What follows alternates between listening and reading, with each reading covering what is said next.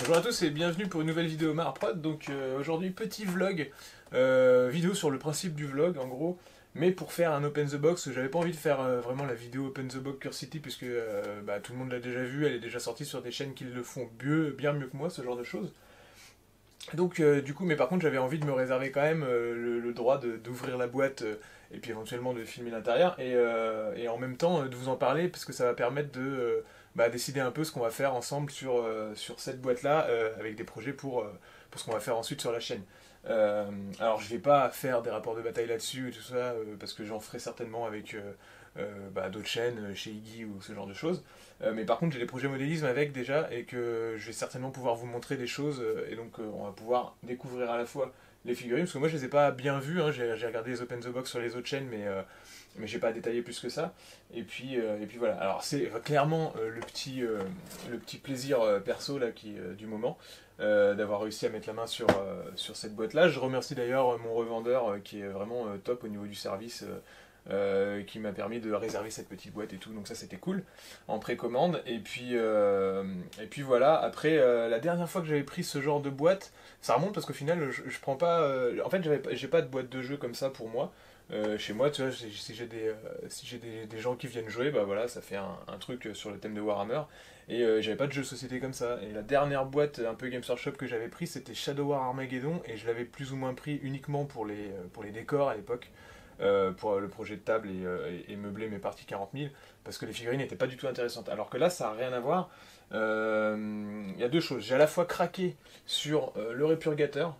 Quand j'ai vu la figurine, je me suis dit, mais de toute façon, celle-là, il me la faudra. Je ne savais pas à l'époque qu'elle allait sortir dans une boîte globale comme ça. Je ne sais pas s'ils vont faire des blisters un de ces jours.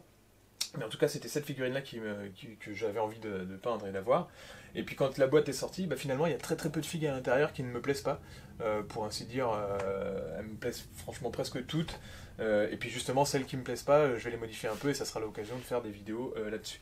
Donc, je sais pas si vous le voyez à la caméra, mais j'ai une seconde caméra ici qui va me permettre de vous faire les visuels si ça brille pas trop par rapport à mes lampes.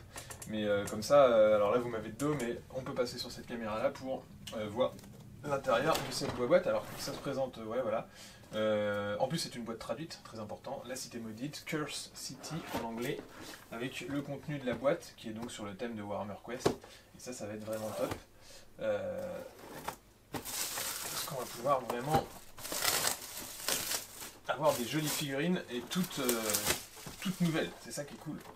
Et ouais, c'était vraiment. Il est où le répurgateur, celui-là, il a vraiment une classe folle, quoi. Il est vraiment top et c'est ça qui m'intéresse. J'espère que vous avez un bon son quand je me tourne par là, parce que malheureusement je ne peux pas enregistrer avec celle-là, sinon ça ferait un problème. C'est à la fois un vlog, voilà, on fait un open the box, mais à la fois un petit vlog technique pour vous dire que je suis en train de tester la caméra, un nouveau micro, et puis un système avec une deuxième caméra qui va directement sur l'ordi. Et voilà, si en technique il y a des gens qui s'y connaissent mieux que moi, je pense que ça sera pas très dur. N'hésitez pas à me conseiller sur comment gérer ce genre de truc parce que j'avoue que je galère encore un peu. Et comme c'est un micro cardioïde, je dois parler dans cette direction-là, du coup si je fais l'open the box ici, je sais pas si vous entendez bien. Donc on est sur ce type de boîte. Elle est assez lourde, hein, je pense que c'est assez blindé, par contre elle est pas très épaisse. Et puis les visuels sont particuliers, ils ont vraiment fait un travail sur les illustrations, c'est un style qu'ils n'ont pas d'habitude, un peu crayonné comme ça, avec des dessins à l'encre, à la plume. Donc voilà, on est sur une boîte toute noire à l'intérieur, qui s'ouvre sur les grappes. Ça on les avait déjà vus sur les autres chaînes, donc je ne vais pas détailler. Et puis, pourquoi ils ont fait... Moi je pense que ces grappes là, quand elles sont en couleur, c'est peut-être qu'on pourra les jouer dans un autre jeu, un genre Warhammer Underworld ou alors Warcry, j'en sais rien.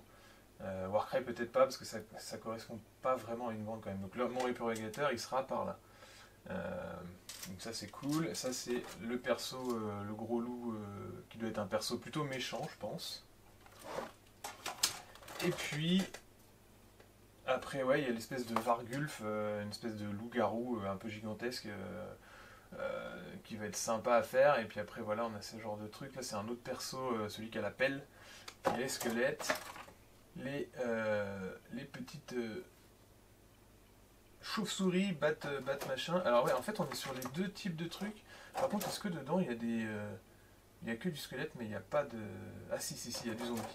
Moi, je vais m'occuper des zombies, et justement, c'est ce que je voulais vous dire. Les zombies sont très très beaux, hein, mais par contre, ils ont tous cette espèce d'enchevêtrement de trucs qui sont sur le dos, là. Je sais pas si vous les avez vus en image, on peut peut-être les voir à l'intérieur de le visuel. Comme ça, clairement, je vais le jeter, j'en ai rien à foutre.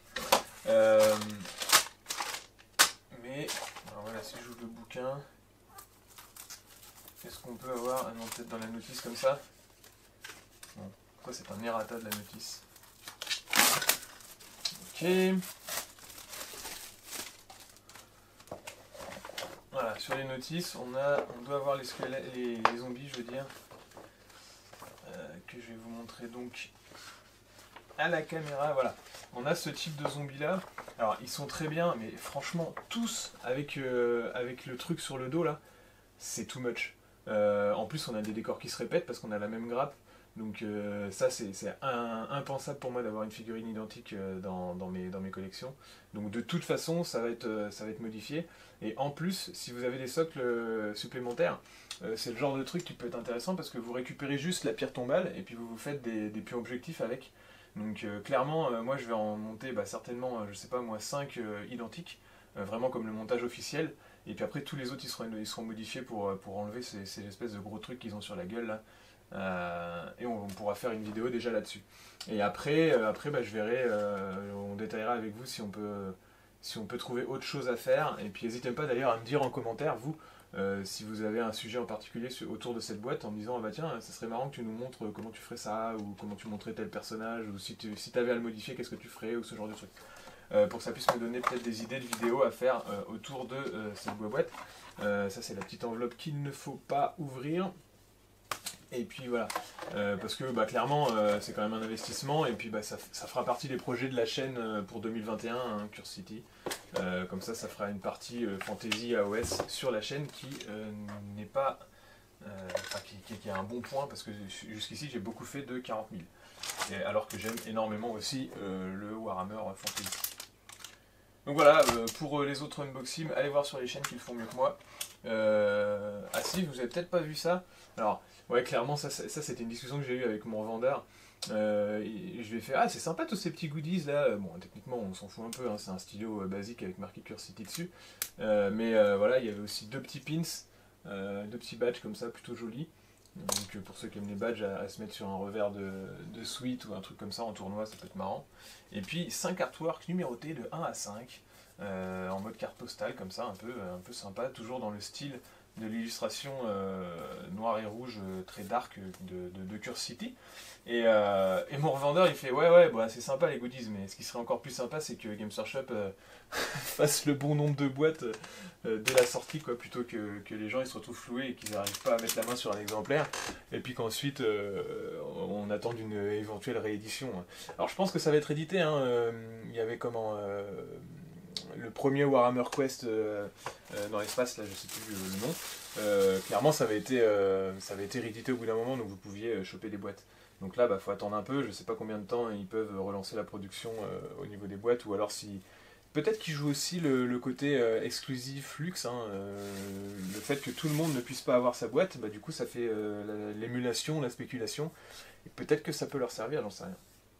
En tout cas, voilà pour ce petit vlog autour de la découverte de Curse City et des éventuels projets que j'aurai à faire avec la chaîne. J'espère que cette vidéo vous aura plu. N'hésitez pas à me mettre en commentaire si vous aimez cette boîte et si vous avez réussi à vous l'avoir. Et puis à bientôt à tous pour des nouveaux projets sur la chaîne, et merci à tous de me suivre. N'hésitez pas à vous abonner et puis à cocher la cloche, et puis voilà, enfin... Et puis, ah oui, donnez votre numéro de compte chèque aussi, ça peut être cool.